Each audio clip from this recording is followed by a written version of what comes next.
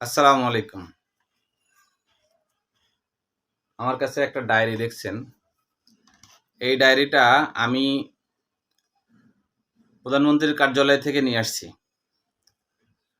অনেক মানুষ যেদিন ৫ আগস্ট সবাই গণভবন, প্রধানমন্ত্রীর কার্যালয়, সংসদ ভবন এগুলোর ভিতরে ঢুকে গেছিল।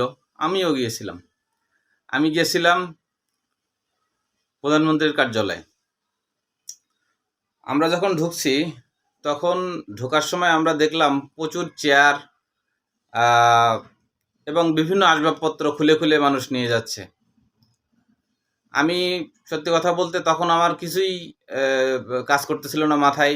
বিজয়ের আনন্দে খুব খুশি ছিলাম। মনে হচ্ছিল যে পুরা পৃথিবীটা হাতে পেয়ে গেছি। এখন যে যা নিয়ে যাচ্ছে মানে এগুলাতে আমার কোনো চিন্তা নাই। আমরা শুধু প্রধানমন্ত্রীর কার্যালয়ের ভিতরে কি আছে, কেমনভাবে সাজানো এটা দেখার একটা আকুতি ছিল। আমার সাথে আমার এক ছোট ভাই ছিল। আমরা যখন পুরা প্রধানমন্ত্রীর কার্যালয়ে ঢুকি, ঘুরতে ঘুরতে বিভিন্ন জায়গায় অনেক কিছু পড়েছিল, নেয়ার মতো অনেক কিছু ছিল। কিন্তু আমার একটা সাধারণ চিন্তা ছিল যে কোনো কিছু নেওয়া উচিত না, এটা এক সরকারি সম্পত্তি, এটা থেকে বিরত থাকা উচিত। একটা সময় দেখলাম এক কোনায় অনেকগুলা ডায়েরি ফালানো। চাইলে আমি অনেকগুলা নিতে পারতাম, কিন্তু আমার কাছে মনে হলো যে আমার প্রয়োজন অত বেশি না। আমি যদি নিতে চাই তাহলে একটাই নেওয়া উচিত। তখন আমি এই একটা ডায়েরি আমি হাতে করে নিয়ে আসি। আপনারা মনে হয় দেখতে পাচ্ছেন এখানে প্রধানমন্ত্রীর কার্যালয় লেখা আছে। এখানে এই ডায়েরিটি আমি যেহেতু নিয়ে আসছি, সুতরাং এখন আমার দায়িত্ব হচ্ছে এই ডায়েরিটি দেশের জন্য ব্যবহার করা। আর দেশের স্বার্থে আমি ব্যবহার করব এই পুরা ডায়েরিটি। এই ডায়েরির প্রথম থেকে নিয়ে শুরু করে শেষ পর্যন্ত আমি এই দেশের জন্য লিখব, এবং যে পয়েন্টগুলো আমি লিখব সবগুলো পয়েন্ট আপনাদের সাথে আলাপ করব। সবগুলো পয়েন্ট নিয়ে আমি আপনাদের সাথে কথা বলবো। আমি আজকে যে বিষয়গুলো নিয়ে নোট করেছি এই ডায়েরিতে, সেই বিষয়টা নিয়ে আজকে আলাপ করি। প্রথমত, যে স্বাধীনতাটা আমরা অর্জন করলাম এটি কোনো রাজনৈতিক দলের অধীনে অর্জন হয়নি। এটা একটি নিরপেক্ষ ছাত্র সমাজের মাধ্যমে অর্জিত হয়েছে। বৈষম্য বিরোধী ছাত্র সমাজ, তারা কোনো রাজনৈতিক দলের আশ্রয় প্রশ্রয়ে কোনো মাধ্যমেই কোনো কিছুতেই তারা এই বিজয় অর্জন করেননি। তারা নিরপেক্ষভাবে অর্জন করেছেন। এখন যদি কোনো দল দাবি করে, তাই সেই দল বিএনপি হোক, সেই দল জামাত হোক, কিংবা অন্য কোনো দল যদি দাবি করে যে তাদের কারণে বিজয় অর্জিত হয়েছে, আমি বলবো বৈষম্য বিরোধী ছাত্ররা এই পুরা স্বাধীনতা অর্জন করেছে। প্রথম থেকে নিয়ে শুরু করে শহীদ আবু সাইদ যখন বুলেটের সামনে জীবন দেয়, তখন এই আন্দোলন কি জামাত করেছিল? এই আন্দোলন কি বিএনপি করেছিল? সেখান থেকে নিয়ে যেদিন শেখ হাসিনা পদত্যাগ করে তখন পর্যন্ত শুধু তাদের কণ্ঠেই প্রতিধ্বনিত হয়েছিল বিজয়ের কথা।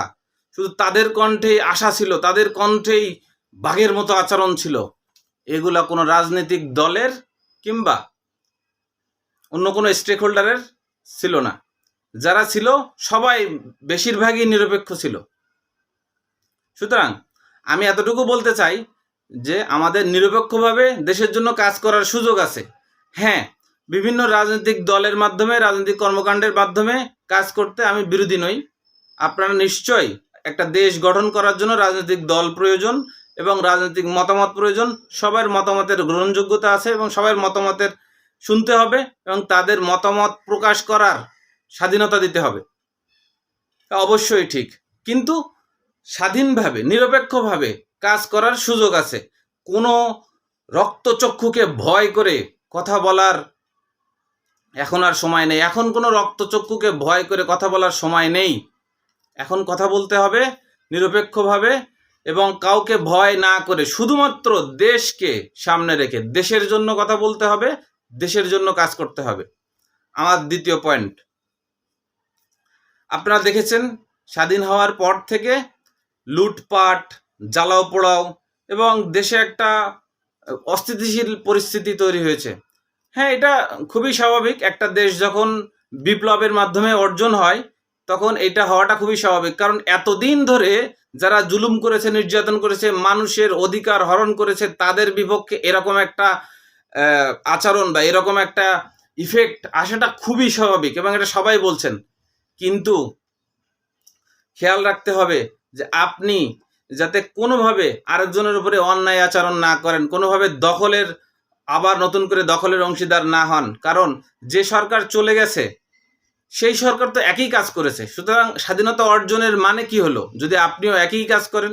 আমাদেরকে এই বিভিন্ন ধরনের বিশৃঙ্খল পরিবেশ থেকে দ্রুত তোর সময়ের মধ্যে ফিরে আসতে হবে। আমরা ইতিমধ্যে দেখেছি সংসদ ভবনে যে ময়লা আবর্জনা ছিল ছাত্ররাই পরিষ্কার করছে এবং এত সুন্দর একটা সংসদ তৈরি করে দিয়েছে, পরিবেশটা অনেক সুন্দর করে ফেলছে শুধুমাত্র ছাত্ররাই। এবং ট্রাফিক ব্যবস্থা, গতকাল রাস্তায় কোনো ট্রাফিক ছিল না।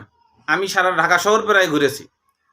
তো এখানে ম্যাক্সিমাম পয়েন্টে ছাত্ররা তাদের দক্ষতা, তাদের ক্রিয়েটিভিটি দিয়ে এই ট্রাফিক ব্যবস্থা পরিচালনা করেছে। আপনারা জানেন পুলিশ মানে কর্মবিরতি ঘোষণা করেছে। সুতরাং ছাত্ররা তাদের দায়িত্ব তাদের জায়গা থেকে তারা পালন করেছে। তাদের মনে হয়েছে যে তাদের কাজ করা উচিত, সুতরাং তারা এই কাজগুলো করেছে। আমার লাস্ট পয়েন্ট, আপনারা দেখেছেন শেখ হাসিনার ছেলে সজীব অজয় জয় রিসেন্টলি ডিডব্লিউ ডয়েচে ভেলেতে, যে ডয়েচে ভেলে বাংলা বিভাগকে একটা সাক্ষাৎকার দিয়েছে। সেখানে তিনি অনেক কথা বলেছেন, তবে তার মূল কথা হচ্ছে তার মা আর রাজনীতিতে নেই, একথা তো আগেই তিনি ঘোষণা দিয়েছিলেন। সুতরাং এখন আমরা এতটুকু বলতে পারি যে আমরা কোনো রক্তচক্ষুকে আর ভয় করি না এবং তারা যদি আবার ব্যাক করে তাদেরকে আইনের আওতায় এনে বিচার করতে হবে এবং যারা এখনো দেশে আছে তাদেরকে খুব দ্রুততম সময়ের মধ্যে আটক করে আইনের আওতায় নিয়ে আসতে হবে। সবাইকে ধন্যবাদ আমার এই বিক্ষিপ্ত আবেগঘন কথাগুলোকে শোনার জন্য এতক্ষণ। আসসালামু আলাইকুম।